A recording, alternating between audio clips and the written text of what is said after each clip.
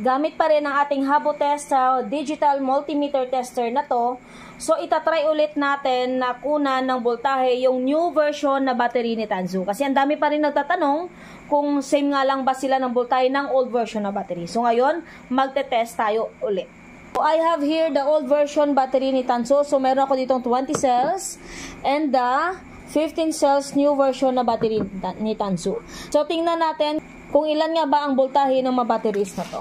Unahin na natin yung ating old version na battery. Tingnan nyo yung ating multimeter tester ha.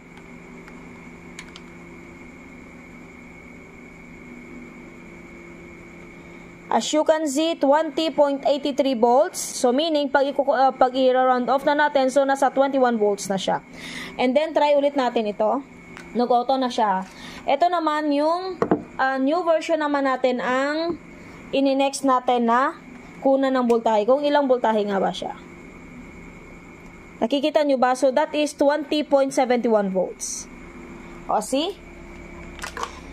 So, meaning, kung i-round off natin, yung battery na to is same pa rin, napasok sa 21 volts. So, ibig sabihin, mapa-old version man or mapa-new version man ang battery ni Tanzu, same lamang sila na 21 volts. Kaya sa mga nag-aalinlangan dyan or sa mga nagdududa pa, ito na yung pruweba ko. Kaya kung gusto nyo mag-add ng inyong mga batteries, pwede kayo sa old version or sa new version.